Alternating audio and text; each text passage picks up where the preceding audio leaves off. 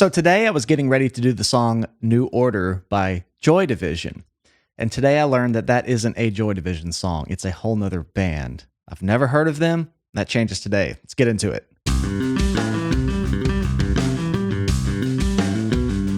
What's up, guys? Welcome back to Low End University.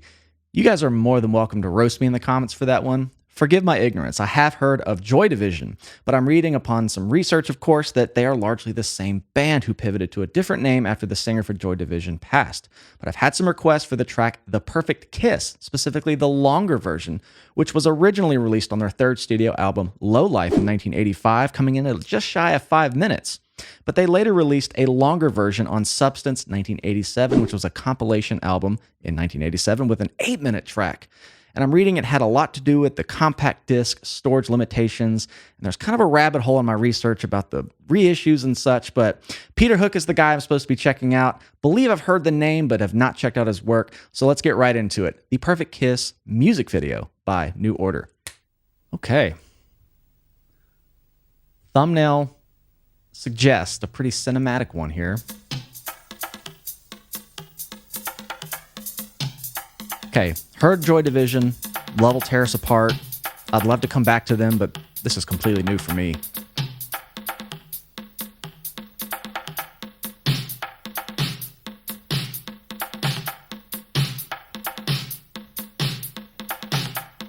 Okay. Feeling the 80s.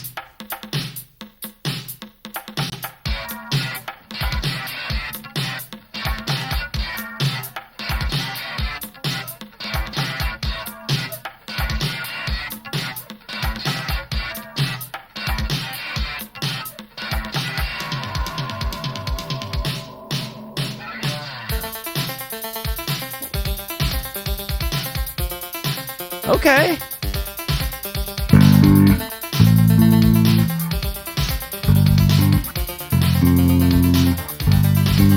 Okay.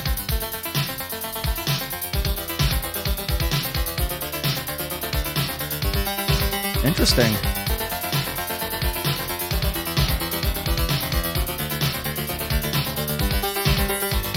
That sounds big in my ears. Cool sound design. Definitely 80s.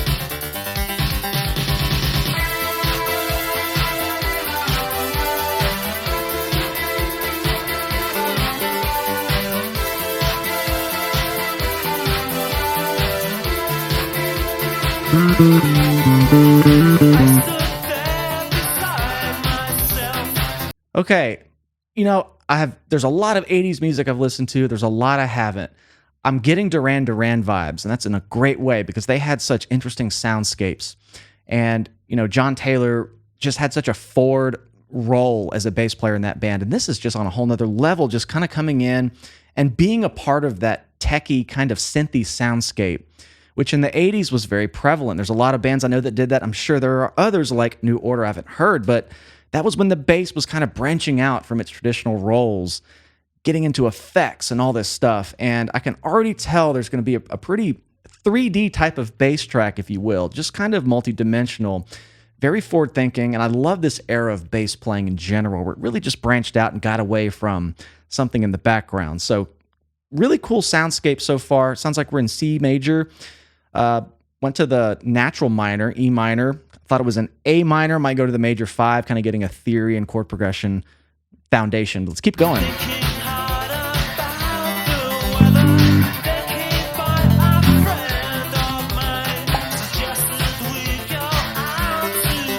5, minor 2.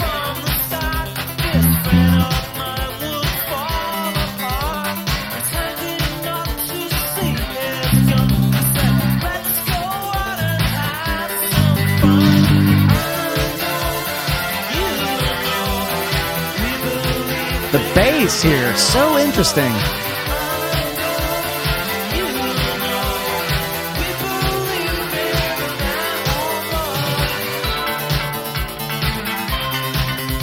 Lots of layers to dive into, lots of layers to peel back.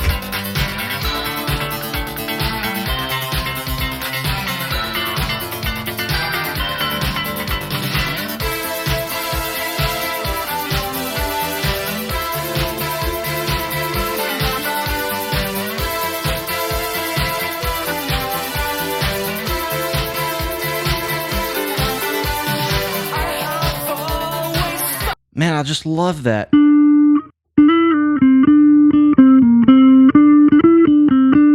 And I kind of hear something going on lower in the bass range, and I don't have the context to know if that was recorded as a more traditional bass part or that's a complete synth that's holding it down. And they did a complete role reversal here where bass is played by a synth and the actual bass is being more of a synth. Not the first time I've seen that. And it's such a cool just subversion of the norm back then. But that's such a interesting texture, especially picked on bass. He's playing kind of soft. I know it's a music video, but it just sounds very dynamic and delicate. And there's so many layers going on with these synths. They keep subtly adding more.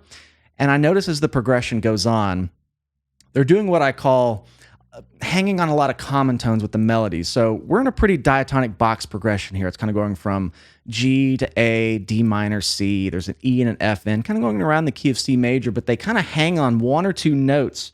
D and E is one I'm hearing a lot, which if you go through the chord progression, it's all diatonic, but it kind of makes the melody be recontextualized as the chords change under it while the melody stays the same.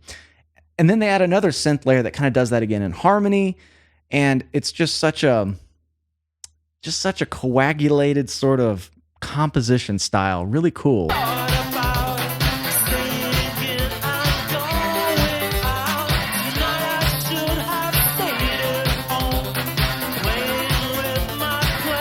I hear a little bass pumping down there. But it could be synth.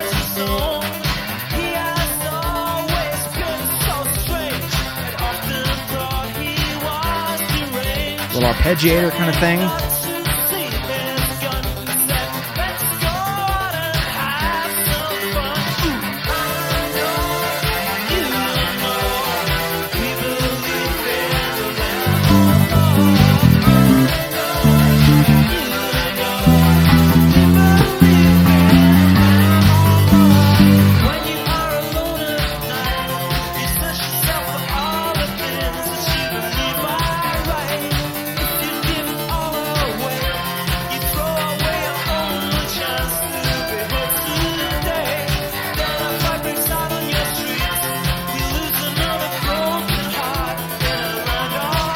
Wow. Very subtle melodic things going on in the background.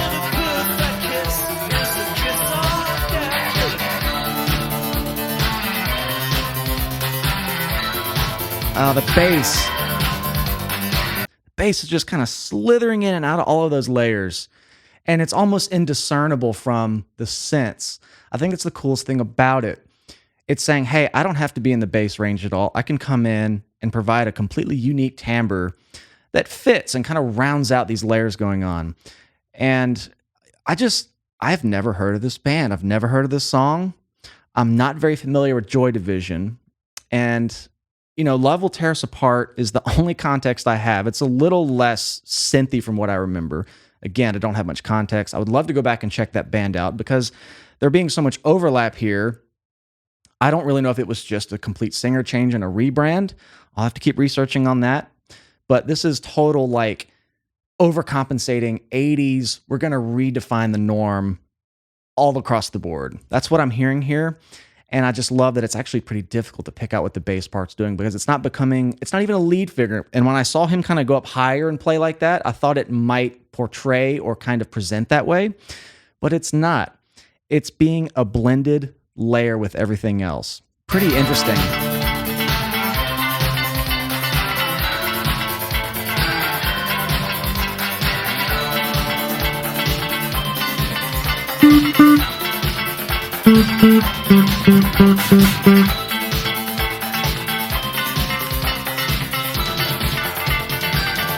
Uh-oh.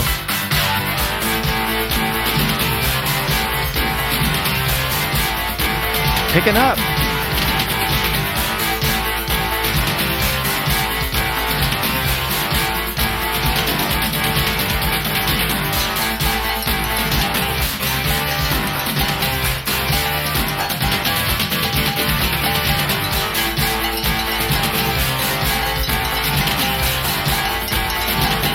So I know multi-track recording was obviously a thing before this era, just a little bit, albeit being a lot more difficult, but I felt like in the 70s, 80s, 90s, there was a period. I'm going to say early 80s. I could be wrong, could be earlier, but I think there was just bands that realized that multi-tracking might have been more within arm's reach, and they almost over-tracked. They almost added just layers for the heck of it.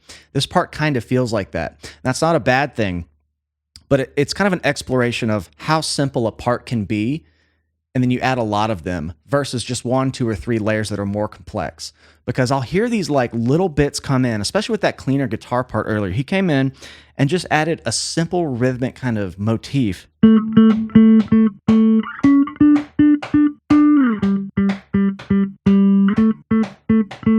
That's the whole part.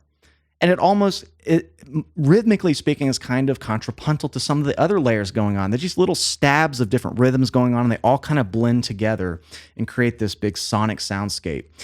And it's almost like they did it just because they could. I always thought that with like Toto, Rosanna, like, the way that song kind of unfolds and blossoms. There's just so much layering going on. I think they did it just because they could. The technology was coming around, and it kind of allowed them to explore simple layers that you maybe wouldn't miss them if they weren't there, but it certainly is a sum of the parts thing, and just the whole approach of the orchestration. I just find that real fascinating, that whole era when this was going on. And again, I somehow missed out on this band. This is getting intense.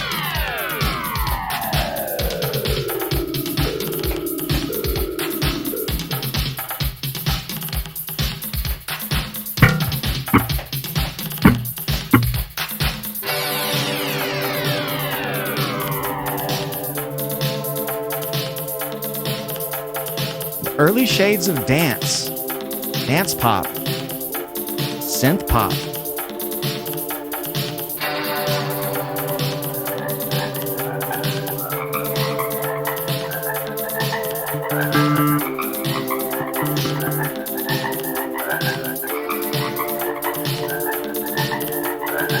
The frogs? What is that?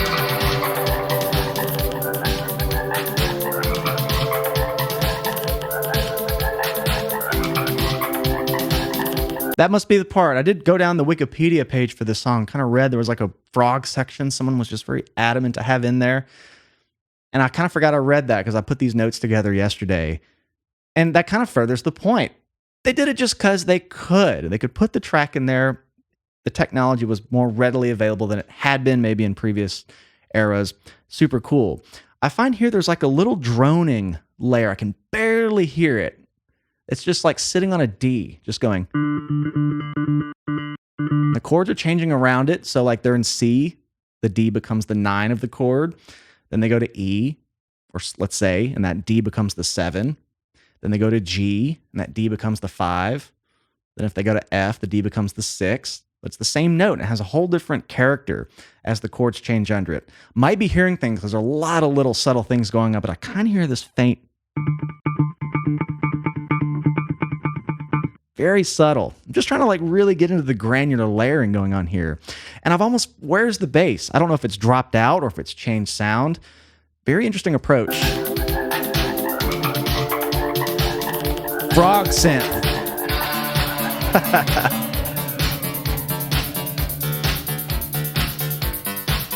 Ooh. That's such a dated sound, but I love it.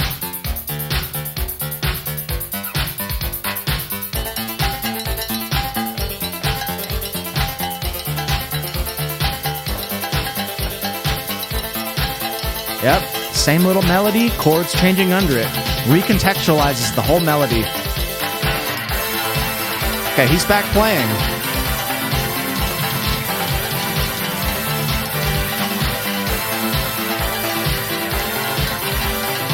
I think he's back up high. Let's see.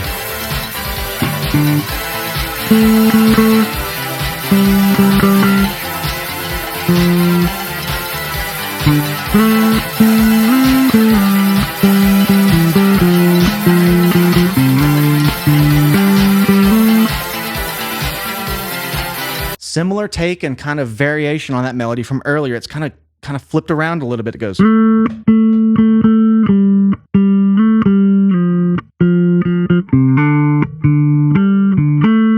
It was a little bit square last time, a little bit different notes. but just subtle variations.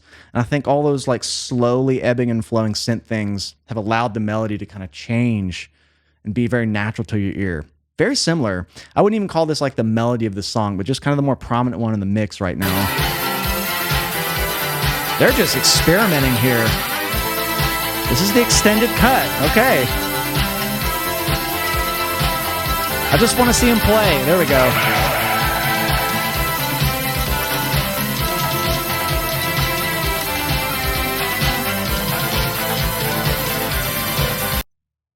What's his top fret there? 21? He's way up there. Highest note is an E, so he's using the full frickin' bass right now. Love that.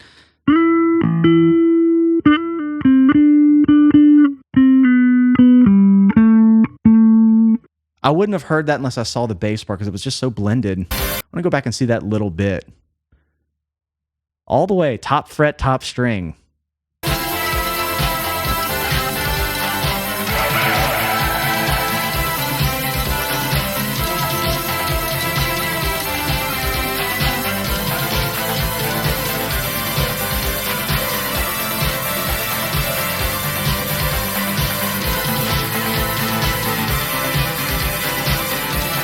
Okay, I wasn't sure what bass. Yamaha.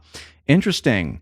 P-bass style. It's kind of interesting. He's going up in that range, which can tend to be thin on some basses that maybe just have a bridge pickup. I know there was a big explosion of kind of those high-tech basses in the 80s. I remember like Steinberger and things. I remember Geddy Lee picking up using that stuff. Of course, a lot of my reference for synth, bass, kind of role reversal comes from Rush. Talk about Rush a lot. But it almost allows the tone to still kind of have some fullness to it in that range, the P-bass pickup, which looks a little further back than like a Fender, but Yamaha, they had a real heyday there for guitars and basses. They're still great. I don't see a lot of people playing them anymore, but you know, when another guy I really gravitated toward playing Yamaha was Nathan East, one of my favorite players. So cool kind of just aesthetic going on here. I'm not even sure what model that is. Very awesome. Kind of back in normal range now.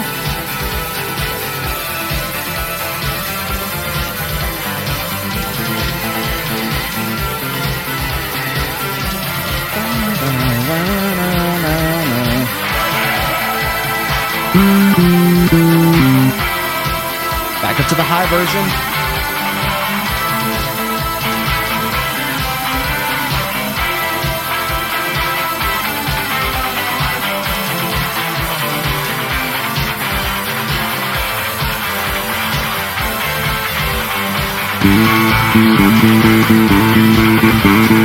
Cool.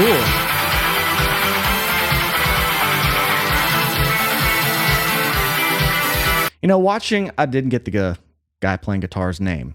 Watching this guy play, I swear the bass part could play that. It could be in that range. So looks like he's on fret 6 there. No, fret 8. He would be kind of here. He could be down there, and that guitar player could be up there where the bass is, but they've swapped roles. Then you got that pumping, I'm going to guess, synth bass instead of actual bass. Don't know how it was originally recorded. I'm just going off what I'm seeing. But let's say that with synth bass, then you got Peter Hook high up in a synth sound. You got this kind of cleaner rhythm percussive element. It's like every instrument's kind of swapped, and it just has a very angular sound that's so different from a lot of other bands in that era that I do know of. I'm just loving the experimental aspect of that, despite this being more popish in nature.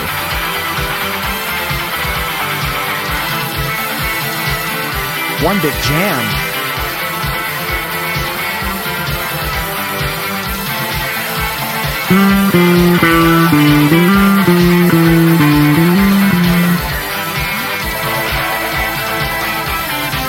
He's really reaching for that.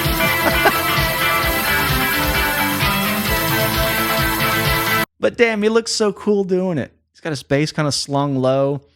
You know, the bass doesn't look like it has a very exaggerated cutaway on the bottom, so he's really kind of angling the hand to get up to that top fret on the top string. Leather jacket. Doesn't look like it's remotely difficult for him. I mean, that's some swagger pose there. Love that.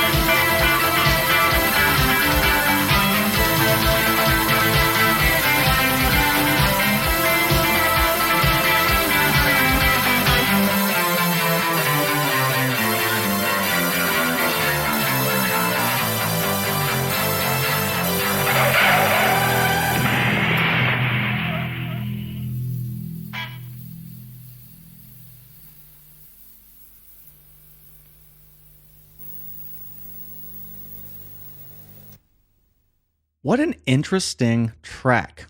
And I kind of want to go compare it to the shorter version now. It might just be a little bit more consolidated and succinct, but I think the extended cut shows the band's breadth of experimentation and sound design, the modular synths, just a lot of that stuff and that technology coming around in that era. But what I find interesting is that I've done a lot of punk bands from the same era that were very stripped down. And while I was born in 89, I didn't grow up in the 80s, but I find the 80s fascinating for how big the tree of music got, that you could have so many different bands from the same year have such different releases. I just feel like that was a real renaissance of this type of stuff when music, technology, it was kind of coming together and hitting. And I think a lot of that started kind of in this era. Very cool. I loved hearing the bass roll of Peter Hook. I definitely want to go back and check out a song where he might be doing something more bass heavy, because I want to just see what his style is in that regard, a more traditional bass line, where in this song he kind of took the role on of just a complete layer and did it very creatively. A bass with 21 frets, 4 strings. I like the ingenuity for that era, and I imagine this guy has a lot of creative work, and in his body of work has a lot of variation and diversity. I'm curious to check it out. Want to go back and check out Joy Division 2 because I only know one song maybe by them. But thank you guys for requesting The Perfect Kiss. I appreciate you guys hanging out with me. This was fun. I love 80s stuff. I want to go back and do more. I did Duran Duran's Rio. You should go check it out right here. And please let me know what you'd like to see next. Like, subscribe, follow me on Patreon if you'd like to support the channel further. As always, I love you all. Cheers. We will see you next time.